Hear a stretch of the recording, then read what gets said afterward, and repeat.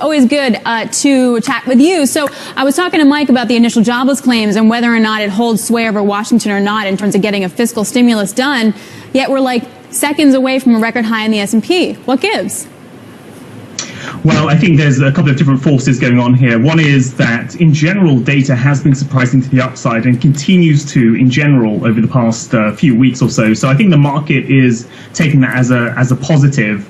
And in the end, I think the market thinks that there will be some kind of fiscal agreement in the end. It may be delayed somewhat by a week or two until after the conventions. But I think the market is, at the moment at least, focusing more on the positive data. And then also in some of the stabilization in the COVID cases numbers in the US and speculation on potential vaccines as well.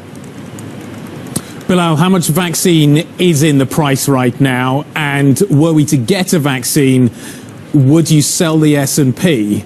Because actually the reality of getting vaccines to most people in the economy that are working is going to take quite some time.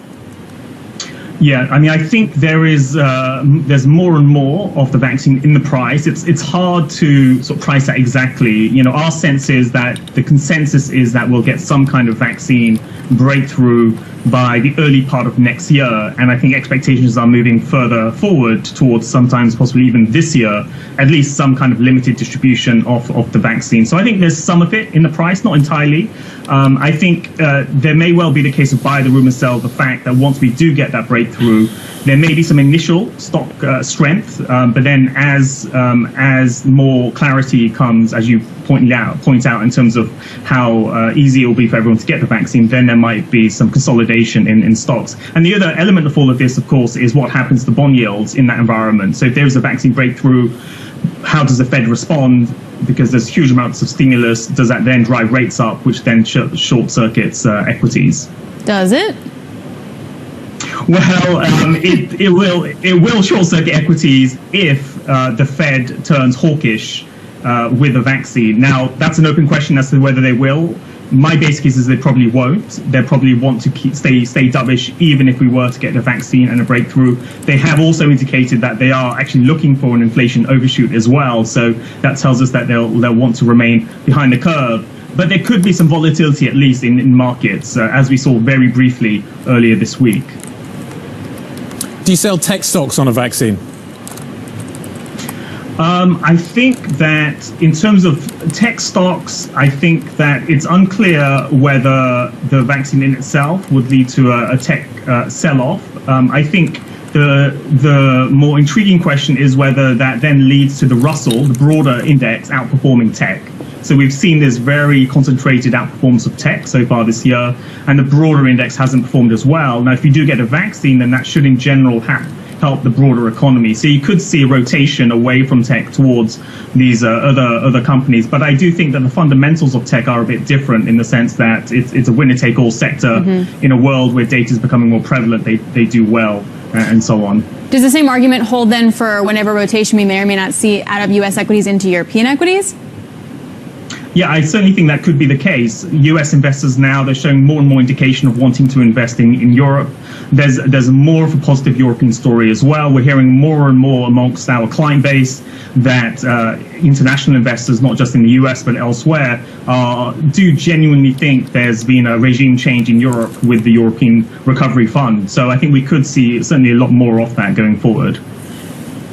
It was interesting. At last night's press briefing, the President of the United States indicated that he felt that the US economy was outperforming Europe's by some considerable margin. Have a better environment to use fiscal policy, and you can see that very clearly in the labor market response, where the Europeans have already in place all the tools necessary to keep people in jobs. And also, moreover, as we said earlier, the European Recovery Fund does help Europe as well. Now, there is a larger question, though, as to whether fiscal is enough to drive growth going forward, or whether there is a bigger issue here, which is how does Europe respond to changing relations with China if the US does start to sort of blockade China a lot more, because Europe is very dependent on that. And if you look at European growth over the last 5-10 years, much of it is really driven by Germany. And in turn, German growth has been quite highly dependent on China. So it's not just the fiscal picture that will drive growth here. And so on an overall growth perspective, it's not clear to me that Europe will necessarily outperform the US over the next 4 or 5 years, even though the fiscal side is looking more attractive on the European side versus the US. What is a bigger risk, the US and China and more conflict there, or continued tariff tit-for-tat war between Europe and the US?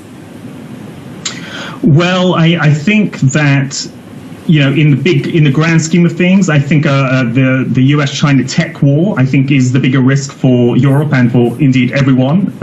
The tariff conflicts that we're seeing, I think they tend to have a short-lived impact on markets, and the markets can, you know, and the economies can adjust to them relatively easily. But the more complex side is the tech side. And the reason for that is that all the sort of different trade treaties and protocols and standards need to be rewritten if we do have a tech war. And the complexity is much, much higher compared to tariffs. So as a result, you know, the tech war is really the bigger risk here. All right, Bilal, thanks a lot. It was really good to catch up with you, Bilal Hafeez of Macro Hive. Thank you very much.